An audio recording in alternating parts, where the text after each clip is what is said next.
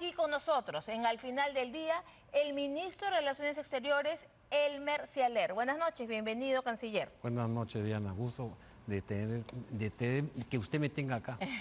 Bienvenido. Bueno, la noticia en el Perú es permanente y cambiante. Y ahora y lo tengo acá y no puedo dejar de preguntarle, porque ahora mismo, hace un par de horas, se ha aprobado en el Congreso la ley que fiscaliza, o mejor dicho, la ley que fortalece a la Agencia Peruana de Cooperación Internacional, a la APSI. ¿Para qué? Para que fiscalice los fondos que llegan del extranjero para las ONGs. Usted, como ministro de Relaciones Exteriores, o mejor dicho, su ministerio, tendrá un rol importante a la hora que esto se ejecute y se aplique. Gracias por la pregunta. En primer lugar, la APSI, la Agencia Peruana de Cooperación Internacional, no solamente fiscaliza. En realidad lo que hace la APSI es gestiona la cooperación internacional que el Perú recibe de las fuentes cooperantes, no necesariamente todas oficiales en el sentido de gobiernos, también pueden ser organizaciones civiles extranjeras, pero también otorga, concede, da cooperación. Y sí hemos visto cómo en una jornada importante, en una segunda votación de un proyecto de ley que ya ha sido debatido largamente, 2 legislaturas, entiendo, ha sido aprobado por más de 80 votos, 82 votos, y la verdad que eso para mí es un ejercicio de la democracia que realmente saludo y agradezco y felicito a la señora presidenta de la Comisión de Relaciones Exteriores, Auristela Obando, por haber presentado este proyecto de ley, en realidad un texto sustitutorio, y que haya sido luego debatido, como corresponde en toda democracia, y aprobado. Ahora, hay un tema aquí porque para algunos esto era muy necesario, porque más del 85% de ONGs que reciben dinero de cooperación técnica no registran los programas. Entonces, claro, la APSI se quedaba corta de personal, para poder fiscalizar. Y ahí creo que ya han habido expresiones de embajadas, de representaciones extranjeras en el Perú contrarias a esta ley que finalmente se aprobó hoy en el Congreso. Expresaron su disconformidad cuando se aprobó en la Comisión de Relaciones Exteriores, pero ahora ya se aprobó y bueno, la presidenta tendrá que ratificarla u observarla, pero ya ha habido un pronunciamiento de gobiernos con representación diplomática en el Perú. ¿Cómo es su reacción ante esto? Bueno, mire, efectivamente esto no ha sido un camino por un parque, como lo dirían nuestros amigos anglosajones.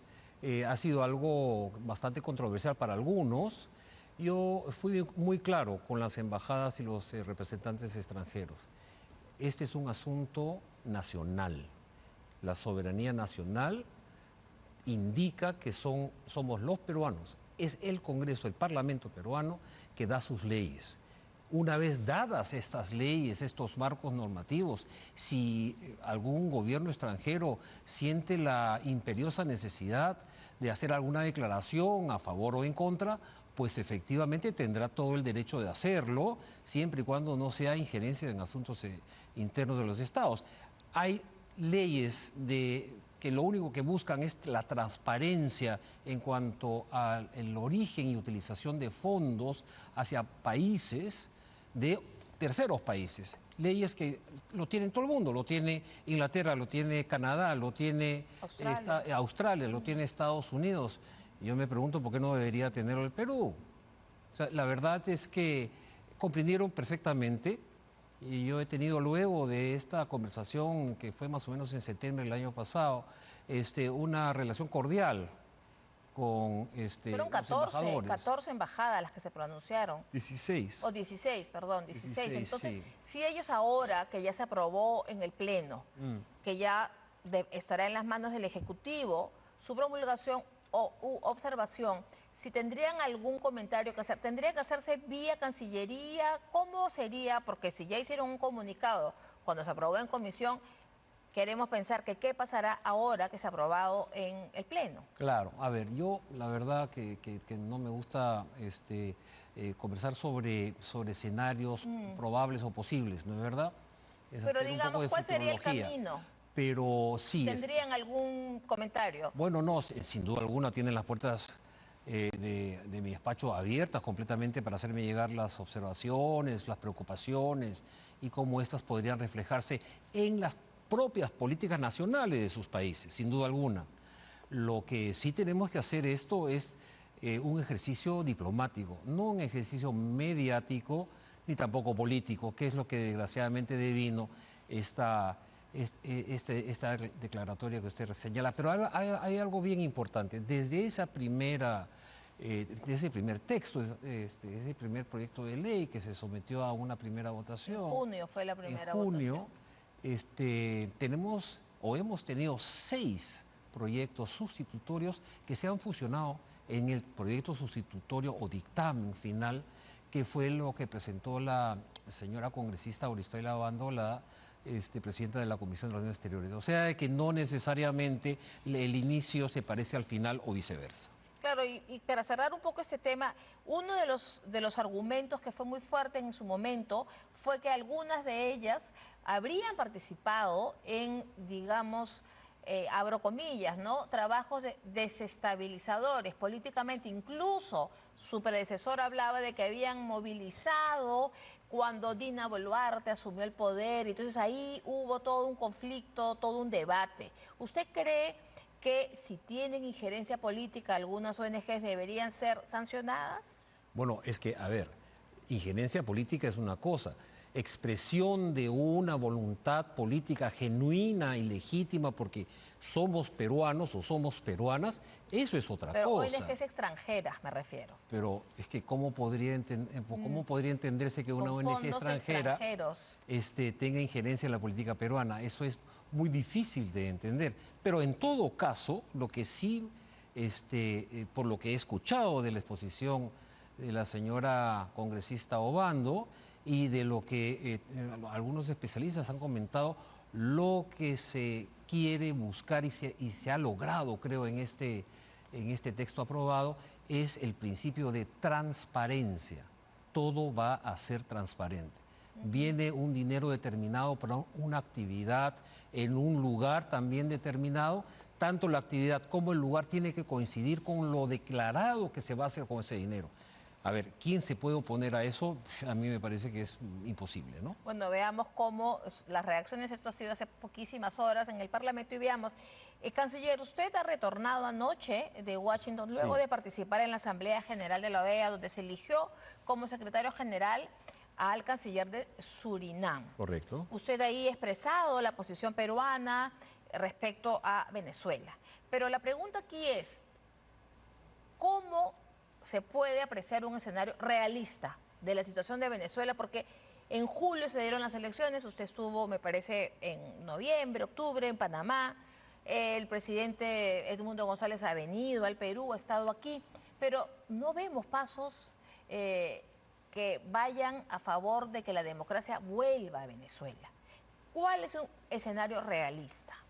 Bueno, mire, efectivamente nosotros, es decir, la comunidad internacional, tenemos un rol que no es menor, sin duda alguna, pero también es limitado. Limitado porque como se firmó, y esto se suscribieron 21 países, incluyendo el Perú y por supuesto la Unión Europea, el 16 de agosto, si no recuerdo mal, del año pasado, la declaración de Santo Domingo sobre Venezuela. Nosotros lo que hacemos es alentar y apoyar una solución, y ahí se dice con claridad prístina, genuinamente venezolana. Eso implica varias cosas. En primer lugar, que tiene que ser algo que nazca del pueblo venezolano. Y segundo, que lo conduzca el pueblo venezolano. Bueno, el pueblo venezolano se pronunció el 28 de julio del año pasado. Así es. ¿No? Para que se vaya Nicolás Maduro, pero no se respetaron los resultados. Entonces, ¿qué quiere decir conducido?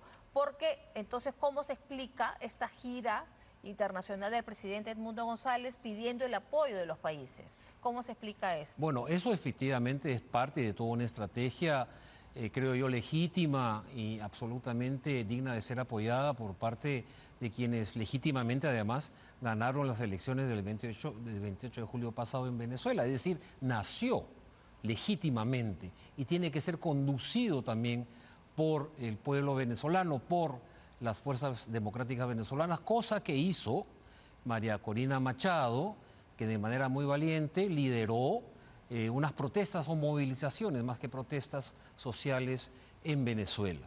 Yo creo que eso es lo que hay que buscar de promover que esta, digamos, iniciativa legítima, popular, de cambio de gobierno por parte del pueblo venezolano tenga lugar. Eso es central.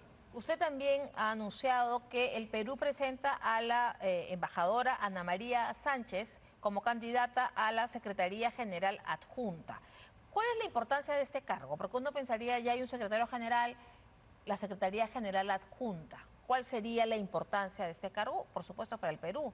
Claro, bueno, gracias por la pregunta. En primer lugar, debo señalar que la embajadora y ex canciller Ana María Sánchez Vargas no solamente es una mujer absolutamente competente para el cargo, sino que además tiene larga experiencia en los temas de OEA. Ha estado 6 largos años en nuestra misión ante la OEA, o sea que conoce pues el detalle mínimo de cómo funciona esta organización. ¿Qué hace una secretaria general adjunta? Además de representar al secretario general, por supuesto, es también asesorarlo y además encargarse de la organización de la multiplicidad de, digamos, reuniones, convenciones. ¿Un cargo administrativo podría ser? No, bueno, también, pero no solamente es administrativo, porque como usted sabe perfectamente, en diplomacia y sobre todo en diplomacia multilateral, la forma también es el fondo. Entonces, realmente es muy, muy importante la labor que ella va a desempeñar, porque, a ver, no es que va a ser ella la asesora política de el secretario general Randín, sino como adjunta le va a ayudar a organizar el ambiente en donde esas decisiones políticas puedan tomarse. Además, el día que se ha elegido al canciller de Surinam, el Perú pide que se elija por aclamación. Correcto. No hay votación. El fin de semana se retiró la candidatura del canciller paraguayo. Y entonces aquí tuvimos a su predecesor, al canciller Javier González Olechea, diciéndonos que el Perú, y usted me dirá cómo fue ese manejo, que el Perú había pedido, digamos, que se vote por Alberto Borea para ser juez y que a cambio pues se iba a hacer el camino para Surinam. Esto ha sido así, y de ser así, ¿qué se estaría negociando para obtener el voto para Ana María Sánchez? Bueno, efectivamente, en el mundo multilateral es absolutamente usual que los países postulen a determinados puestos, a determinadas vacantes en una serie de organismos, ¿no? Cuando nosotros nos juntamos entre funcionarios diplomáticos de diversos países, nos informamos mutuamente acerca de los deseos a qué organismo quisiera ir nuestro país y si es que ese país nos pudiera pues, apoyar. Y eso es efectivamente lo que sucedió con Surinam y el Perú, cuando en mayo del año pasado, como también lo dijo mi predecesor, hubo un intercambio de votos, así se llama, un intercambio de votos en donde Surinam se comprometió de apoyar al Perú a la candidatura del doctor Alberto Borea a la Corte IDH, Interamericana de Derechos Humanos, y además hacer campaña por esa candidatura en el Caribe, y nosotros a cambio fuimos requeridos y aceptamos, y además eso se hace todo con una gran solemnidad y formalidad, con una nota diplomática, constatando ese intercambio. Son acuerdos transparentes, digamos. Ah, no, claro que sí. O sea, francamente, yo cuando me entrevisté en septiembre pasado con el canciller Rubén Ramírez, canciller de Paraguay, y me solicitó el voto del Perú, eso fue en los márgenes de la Asamblea General en Nueva York. Yo le expliqué claramente y con toda transparencia cuál era la obligación del Perú, cuál era la posición del Perú y cómo Surinam había ya votado por el doctor Borea en esa elección, y nosotros ahora nos cabía cumplir la palabra. El Perú siempre ha cumplido su palabra y era esencial que también lo continuara haciendo, ¿no?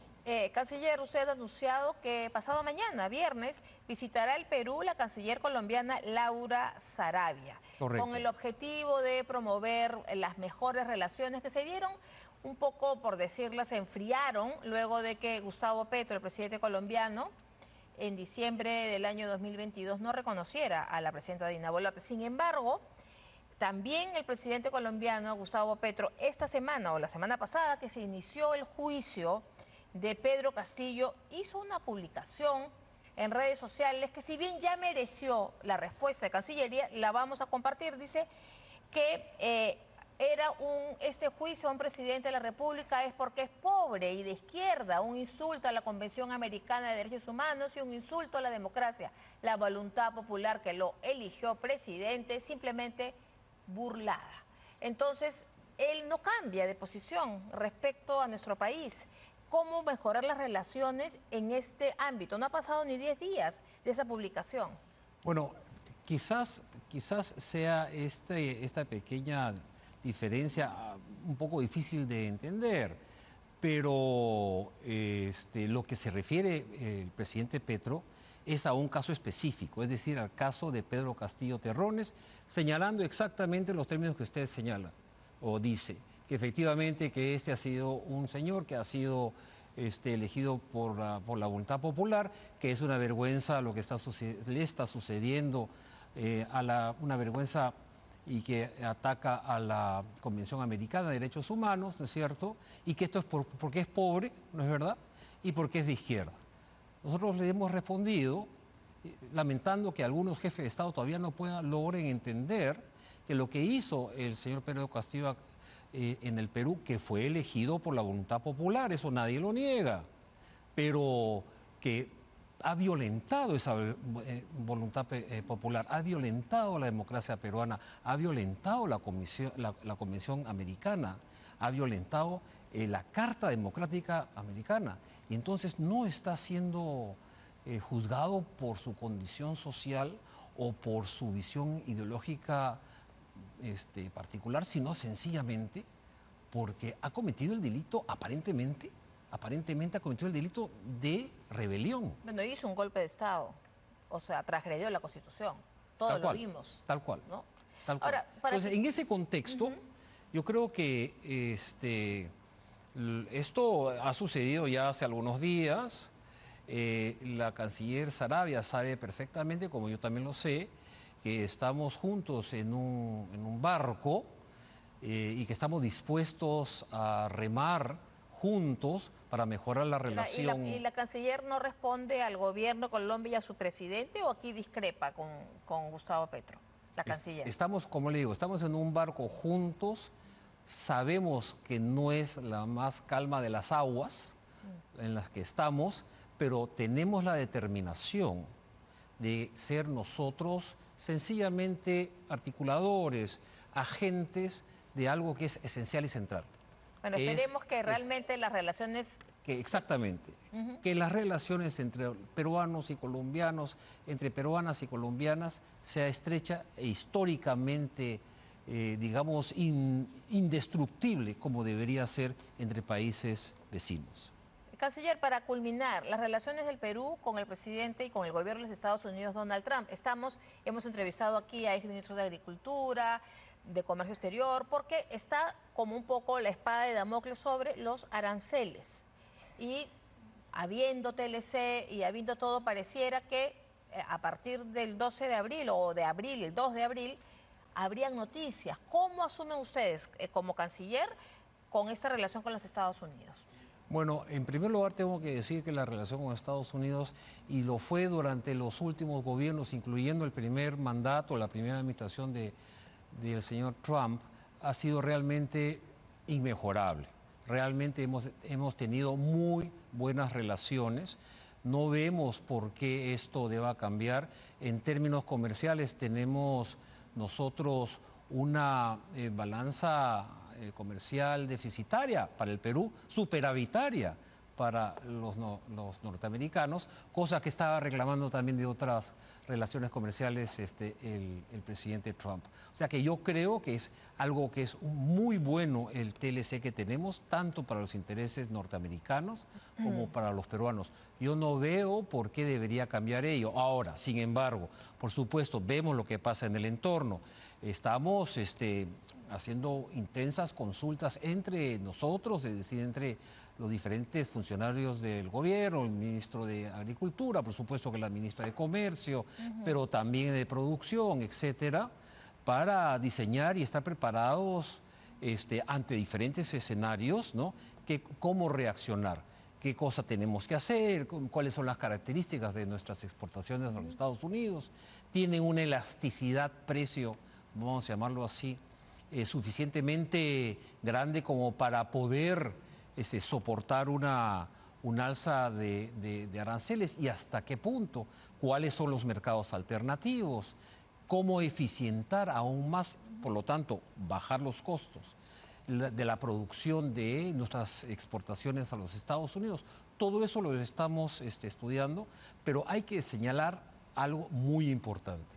Entonces es muy bueno de prever y de estudiar. Sin embargo, hasta ahora no solamente no ha pasado nada, sino que no tenemos señales claras que específicamente para con el Perú se habrán de tomar algunas medidas.